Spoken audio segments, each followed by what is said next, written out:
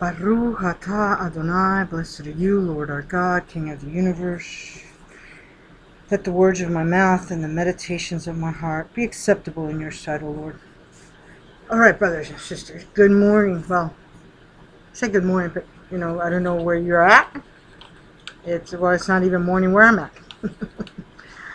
But anyways, I'm on here because God got me a couple of things He's been showing me, and also to share some things about that correction of the calendar. Okay, first of all, brothers and sisters, there was one particular sister who asked which calendar. I thought I had mentioned it on the video, but I guess maybe I didn't. I'm sorry. I apologize if I didn't. But what I did was I took May 14th, 1948, which was when Israel came out and said that they were finally a nation. And I went back in time on a link that I'll put up here. All I did was where it says year 2017, I took off the 20 and I put 19, and then it took me to that year. And it came out that May 14th, 1948, on the Hebrew calendar was the 5th of Iyyar, okay?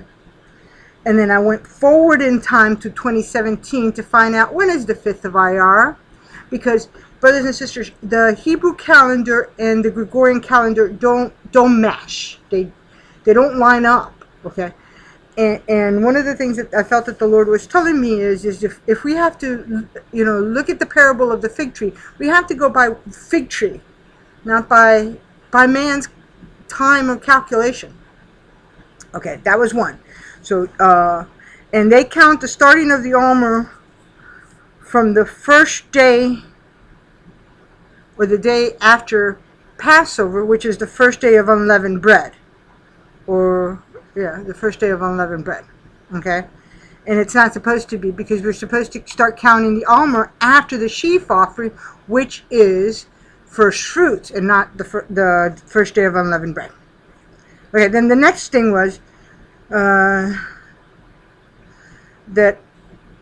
the Jews are wrong about counting this, because we see, okay, Jews and when is, okay, and Jews and when is, they're wrong. In Leviticus 23:15,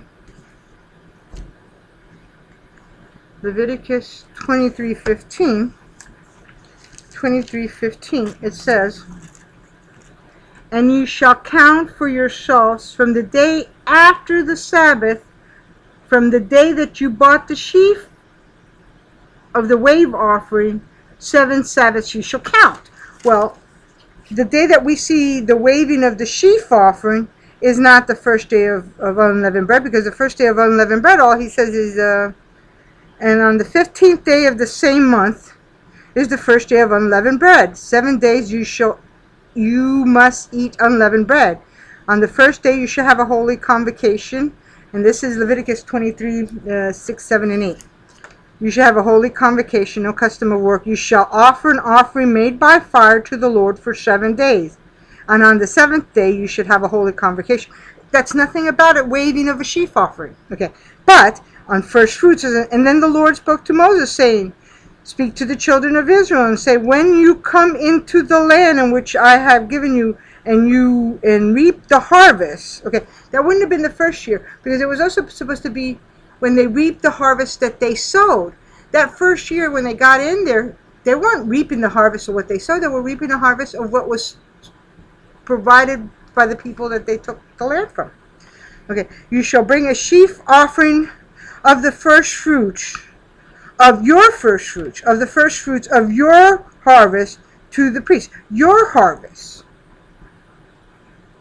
See, they couldn't have done it the first time when they went, and they would have to wait till a whole year, and then they would come into that day, because it said very clearly, and it's the sheaf offering, and that's when you start counting the Omer. They don't do that. They start counting the Omer from the first day of unleavened bread, and that's violation.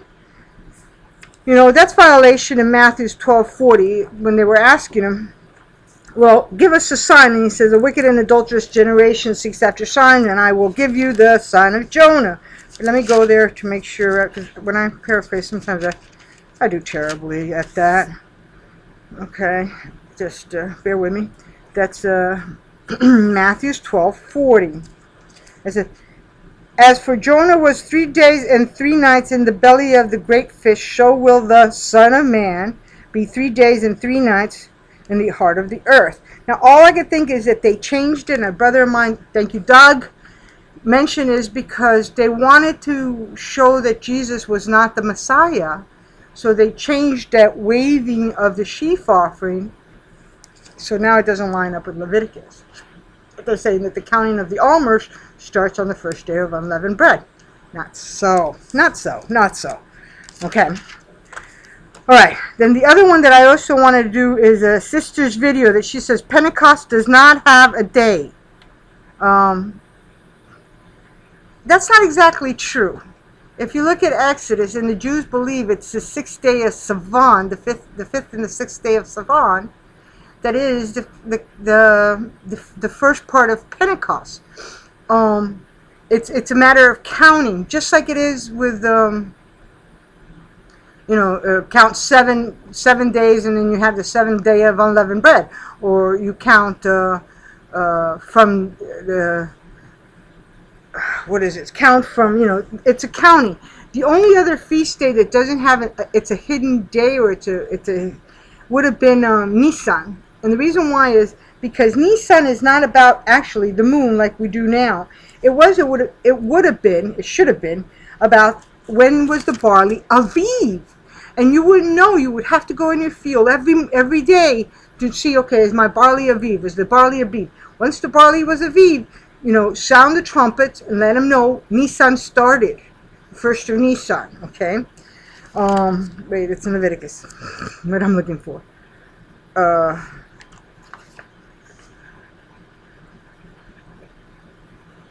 Because even it does say on the 15th day of the month. On the 14th day of the month is, but even first fruits doesn't have a count. We know that it does have a count because of it's 3 days from the day that he died on unleavened bread, the first day of unleavened bread. Okay? That one doesn't even have a count. So I wanted to clarify that because that was kind of like a wrong information. And I'm doing a video about, again, about Pentecost, because I think that we're missing something very, very important about how that really happened. Okay? And I think also too, in part, is because both the church and the Jews have changed it and modified it. Well, the Jews because they're trying to hide that Yeshua was the Messiah, and the Catholics because of the hatred that they had for the Jews, because they blamed the Jews for killing Messiah because they were anti-Semitic. So potato, it doesn't matter. They've altered and they changed things. And even Pentecost, they count it as the 6th day of Sivan, but they're counting it because of from the first day of unleavened bread. But if you add the 3 days, it would really be the 8th or 9th of Sivan. All right, I wanted to clarify that. Now,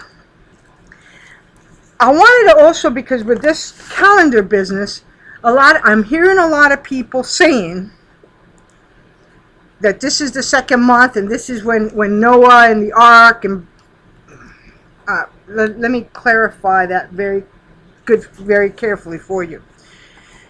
Now, in the creation calendar, Rosh Hashanah, which is not Rosh Hashanah anymore, it's Yom Teruah, or the blowing of trumpets.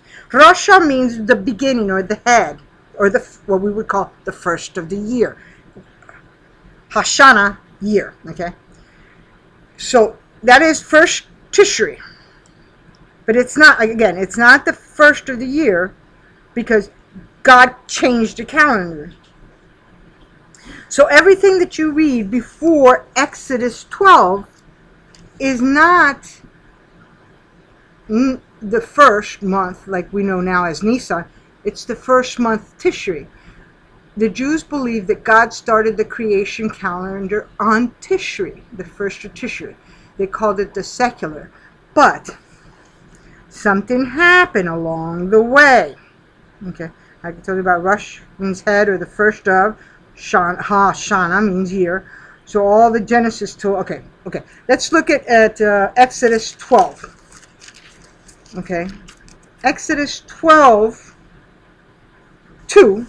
And it says, now the Lord spoke to Moses and Aaron on the land of Egypt. So that means they were still in Egypt, saying, this month shall be beginning of months. It shall be the first month of the year to you. So God changed it and gave them what I call a spiritual calendar. Before they went by a creation calendar or a secular calendar, but now this was going to be a change into a spiritual. And I was supposed to get a ball and I forgot all about it. All right, I'll continue to go on. So you could just, okay. That word beginning, H7218, means rush, which I meant to you, means, they say it's the head of, or you would translate it literally as the head of. But it means the first of, like the first of the year, or the first of the month, okay? Now that word month, there it says, beginning of months, beginning, that's rush, of months, okay? That word is Hebrews 2:3-20, and that means Kodesh, or if you translated what it really means, it means the new moon. So it's saying the first of the new moon is the beginning of the month, okay? But they translated it month instead of new moon, okay? Because their month starts on a new moon. Every new moon starts a new month. That's how come the Rosh Kodesh. It's the beginning of the month, first of the month, okay? It starts the month, okay. Now, what I believe happened was EloHim, if you think of the world as being round, and I was supposed to get a ball, I forgot, I'm so sorry, forgive me. And I don't even have a atlas or something. There was this North Pole and the South Pole, and here where the fingers meet would be the equator. What I think he did was he flipped the earth, okay? He just simply, it was here, and it was like the 7th month, or right before the 7th month, and he just simply went and said, okay, no, now it's the first month. Changing or flipping the earth. And that meant also flipping the calendar. So it would be the beginning of the year on one place. And that's like somebody said, even goes, if you look at the northern and the southern, but we can't do that. We have to go by Jerusalem. We can't go by any other place in the world. We have to go by Jerusalem. That is God's calendar. That is God's clock, his pampal, his appointed days. We can't go by anybody else. So anything before that Exodus, like in Genesis 7:11, and I'm going to read it for you here in a second. I get there. Genesis 7:11, where it says, and in the 6th month, year of Noah's life, in the 2nd month, on the 17th day of the month, on the day of on the day that the fountains of the earth and the great deeps were broken, and the windows of heaven were open. Okay, that Genesis was before Exodus, the Exodus of Exodus. Okay, so anytime when you hear in Genesis of time, you have to remember that flipping of the calendar. Okay, so you can't. That was not Iyyar. Okay, that was Heshvan. Okay, and I know it sounds really, really confusing, and I pray against that, because the enemy will try to get it and to make confusion. But God is not a God of confusion. God is He's clear on His word. It's just that we don't always tie in something in here to something over here and say, oh wait, that was before He flipped the time and He made a new time. So then we have to see what time then was that. Okay, so note the flood in Genesis 7. Okay, Sodom and Gomorrah chapter 19, and the 10 plagues of Egypt in Genesis 7-10. Now 9, I'm going to look at 9, not the 10th, because actually the 10th plague, which was the death of the firstborn, was after the flipping of the calendar. And you say, really? Yeah, let's look at it. He says, look, verse 12, you got to please note that the 10th plague, the death of the firstborn, was after Exodus 12:2. He says, now Exodus 12:2. Now the Lord spoke to Moses and Aaron in the land of Egypt, saying, this month shall be the beginning of months. It shall be the first month of the year. In other words, Aviv, which we call now Nisan. So it was Nisan 1. But look at verse 3. Speak to all the congregation of the children, saying on the 10th day of the month, every man shall take for himself a lamb, according to the house of his father. Okay? This is when they were supposed to bring in the lamb. They were supposed to keep it for 4 days. And we see that it says, look at verse 6. Now you shall keep it until the 14th day, from 10 to 14. I'm not a math whiz. That's 4 days, folks. Okay? Now you shall keep it until the 14th day of the same month, Nisan, or Aviv. Then the whole assembly of the congregation of Israel shall kill it on twilight. So out of the 10 plagues, 9 of them happened before that switching or flipping of the calendar. Or what I think it was, not just flipping of the calendar, he flipped the earth. He rotated it. He moved it. So now the northern hemisphere became the southern hemisphere, and the southern hemisphere became the northern hemisphere. Okay? Now, I think it's kind of ironic that all those plagues and all that stuff happened before the flipping of the earth. Okay? Now, bear with me. I'm trying to go somewhere with this, but it's kind of like peeling an onion. You've got to go layer by layer. Because if not, some of you, I won't. And then you'll be writing to me, oh, sister, explain this. Okay. I'm trying to make sure I don't miss any points, and I do tend to sometimes, skip over a point because I knew it in my mind, and I think you knew it. Okay. The time changed. I believe that this is the start of this. Okay, I mentioned to you that the firstborn died. Now, the rapture. After EloHim, I believe that after the rapture, EloHim, and that aka God, but I don't call him God because, there's other religions that they say that it's also the same God, but it's not. It's EloHim. Okay? That I believe God is going to flip the calendar again. Okay? Now, moving back to the original calendar before Genesis 7, before Genesis 19, which is Sodom and Gomorrah, and before the 6 plagues of Egypt. Now, for if you look, okay, at the 9 plagues of Egypt, let's take a look at this real close.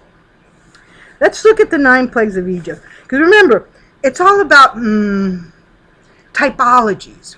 Okay, there's a shadow. Okay, the wrath of God, and then there's a type, the wrath of God, and then there's shadows. Okay, now we already saw one with the plagues of Egypt. Okay, so let's compare, right? Compare and contrast the type to the shadow. All right, let's look at this. We see the first trumpet, 8:7. I should have really had 2 Bibles for this too. I'm just not out of source. I've been trying to do this since Thursday, and I look at the time. It's almost like 2 o'clock at where I'm at, and I wanted to do this early because I got several videos to do. And I before I sat down, I didn't have my ducks in order. So bear with me and forgive me. I am human. I make mistakes, and when I make mistakes, they're goodies. They're yummies. They're oof, colossal. Okay, let's look at the trumpets. Okay, we go to trumpet number 1, which we see in Revelations chapter 8, verse 7. It says, "Hail." Okay, that is like the 7th plague, and it's also, I believe, is what happened to Sodom and Gomorrah. Okay. Sodom and Gomorrah got bombarded by hail and brimstone and all that good stuff. Okay. There's hail mixed with blood and, okay. And then we see in the second trumpet, which is 8, chapter 8, verse 8, and a great mountain burning like fire thrown into the sea. Okay? And all living creatures were killed. And we see also that as the seventh plague. Then we see the third trumpet, 8:10, and the third angel sounded, and a great star fell from heaven, burning and torching up all the rivers and the seas and whatever. Okay, and then we see the fourth, and it says, and the fourth angel sounded, and the third of the sun. So the sun, the moon, and the stars are now affected too. Okay. Now let's look at the bowls. The bowl starts in Revelation 16. And it says, so the first went and poured out his bowl upon the earth, and the four loathsome sores. Okay? And we see that as plague 5 and 6, where they had sores on their bodies. Okay? Now, Revelations 16:3. This is the second bowl, and the water became blood. It says, and the second angel poured out his bowl on the sea, and it became blood as a dead man. Okay, we see that as the first plague of Egypt. Then we see Revelations 16:4. This is the rivers and the springs of water. It says, and the third angel poured out his bowl, and the rivers and the springs of water, and they became blood. Okay, which again, the first plague was not only, it was all the rivers, all the waters. Okay. Now, the fourth bowl, Revelation 16:8, and the fourth angel poured out his bowl, and the sun and power was given to him to scorch man with fire. It was poured on the sun, and okay. We see this as the ninth plague. As a matter of fact, look at verse 9. And men were scorched with great heat, and they blasphemed the name of God, who had power over these plagues. He calls them plagues. Okay. Then the fifth bowl, Revelation 16:10 and 11. Okay. And it says, and the fifth angel poured out his bowl on the throne of the beast, and his kingdom. Okay, so this is on Satan, and his kingdom became full of darkness, and they growled their tongues because of the pain, and they blasphemed the God of heaven because of their pain, and rose sores, and did not repent of their deeds. Okay, if we look at plague 8, plague 3 and 4, and also the fifth trumpet. Let's go back and look at the fifth trumpet, because I didn't count that one when I was doing the trumpets. I did it on purpose. Okay, the fifth trumpet is 9 through 12. I'm not going to read all of it. Verse 1 through 12, excuse me. Chapter 9, verse 1 through 12. And the fifth angel sounded, and saw the star fallen from heaven to earth. To him was given the key to the bottomless pit, and he opened the bottomless pit, and smoke rose out of the pit like the smoke of great furnace, and the sun and the air were darkened. Almost sounds like the same language, because of the smoke of the pit. Then out of the smoke locusts came out of the earth, and them that giveth power, like scorpions on the earth, have power. And verse 4, and they commanded not to harm the grass or the earth, or the green things, or any tree, but only those men who do not have the seal of God on his forehead. Verse 5, and they were not given authority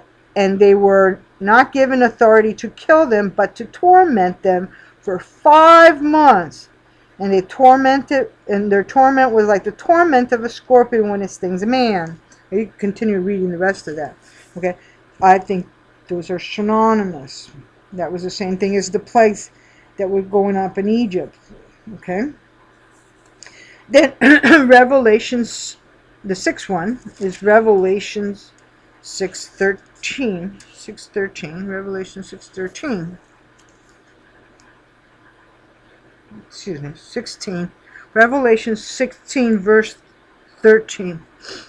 And I saw three unclean spirits like frogs coming out of the mouth of the dragon, out of the mouth of the beast, out of the mouth of the false prophets. They were spirits of demons. Okay, this was plague number 2 in Egypt, the frogs. Okay. Now, I believe that these are types and shadows. That before the earth was flipped in Exodus 12:2, these things had happened before, being the shadow. And I believe that when we leave, because of the magnetic pull on Nemesis, or you all call Nibiru or Planet X, the earth, God is going to use it again to flip the earth, and he's going to flip it back, so it's in trajectory to bring back all those things that he did, again, in Genesis 12, which was the flood, but this time instead of water coming from the heaven and from under the earth, because remember the fountains of the deep were open, now it's going to be fire. You say, well, where do we get the fire from? The fountain of the... It's volcanoes. When volcanoes erupt, that stuff goes up, and it's stones with brimstone, and then what goes up must come down. Okay, it doesn't go up and just evaporate. It comes back down. Plus, those asteroids and all those things that are in the heavens that are going to be, again, like meteors and asteroids that are going to be hitting the earth. So it'll be, again, like the flood, and like Genesis 19 with Sodom and Gomorrah, but also too like the 9 out of the 10 plagues. Now, what I think is funny is because if Exodus 19, like I told you all, starts the spiritual calendar, and we keep saying, he goes, well, the end of the church age, the rapture is the end of the church age. I believe the spiritual calendar started in Exodus 12:2. That became the spiritual calendar. That when he does it now, he flips it, the spiritual calendar is going to end. Okay? And then it'll become a new age, which will be what? The 7 years tribulation for Jacob's trouble. Now, that's just my hypothesis. We see that in Exodus 19:3. Okay? Being a type and shadow, let's go to Exodus 19:3. And I'm going to give you some more about Exodus 19 in here in a second. Exodus 19:3. And Moses went up to God, and the Lord called him from the mountain, saying, Thus saith the Lord. And a matter of fact, if you look also on Exodus 19:16, then it came to pass that on the 3rd day in the morning. Now, if a day is as 1,000 years, and 1,000 years is as a day, folks, we're in the 3rd day. Okay? We're in the 3rd day. He says, and a matter of fact, let's go back a little bit. Because God tells him you got 3 days to prepare yourself. Let's see, where's the... Okay. And he said to the people, Be ready, for on the 3rd day you do not come near your wives. They were supposed to clean themselves. Where's that? You can read all of 19. I'm going to do another one on just 19. It said, okay, and Moses went up to God, and the Lord called to him from the mountain, saying, Thus saith the Lord of hosts, the house of Jacob, let the children of Israel, and have them... I'm looking for something, but I can't seem to find it. I'll find it because I know it's highlighted. I just have to look real carefully. Okay, here it is. And let them be ready for the 3rd day. For the 3rd day the Lord will come down upon the mountain, saying, Left the sight of all the men. Then in verse 6, that was a... Oh, brother, what was that? Matter of fact, they're supposed to wash. The 11th. Here, verse 10. And the Lord said to Moses, Go to the people and sanctify them today and tomorrow, and let them wash their clothes. and let them be ready for on the third day. This is verse 11. For on the third day, the Lord will come down upon the mountain, saying, in sight of all the people. And then it's verse 16. Well, verse 15. And he said to the people, be ready for the third day. Do not come near your wives. 16.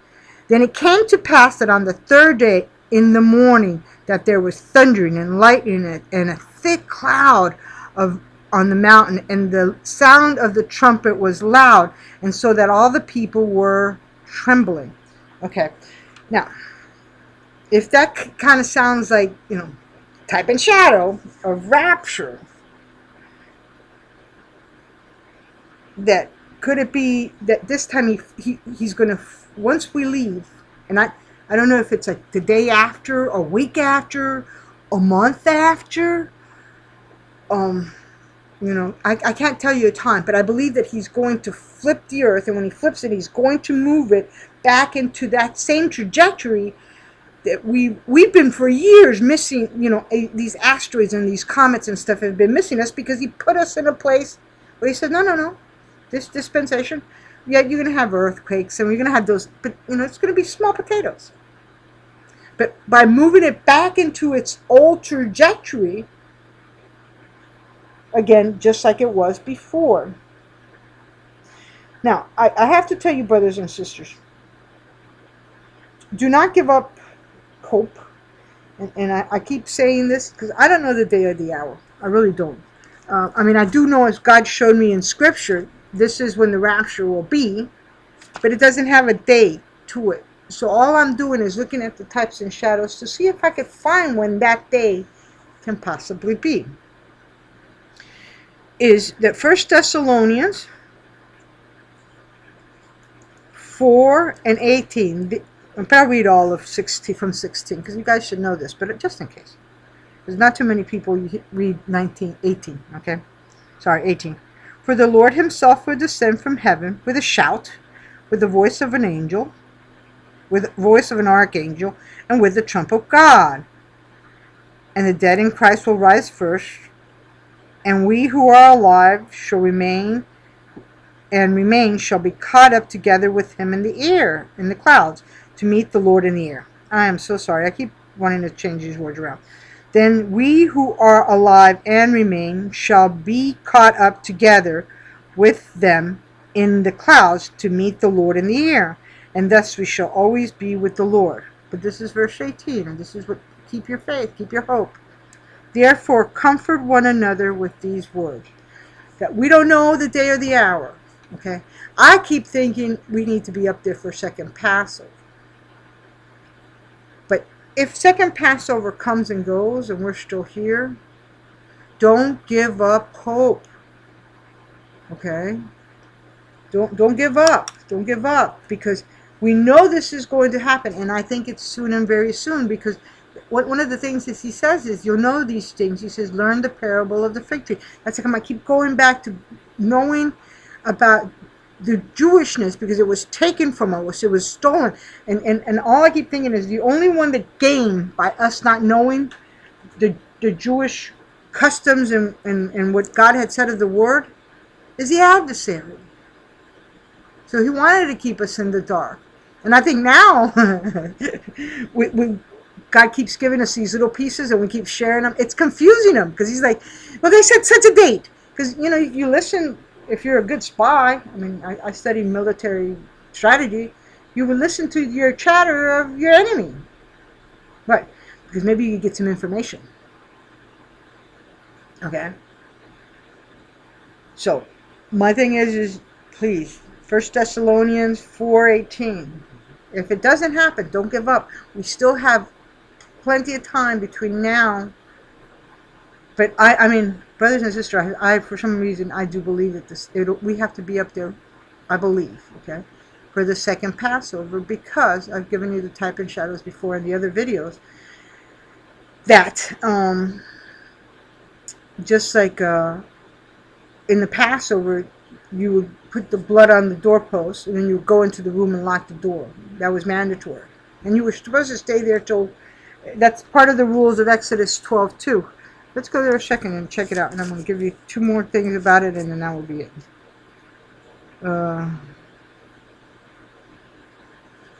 Oh boy, where is it? Okay, I don't know where it is.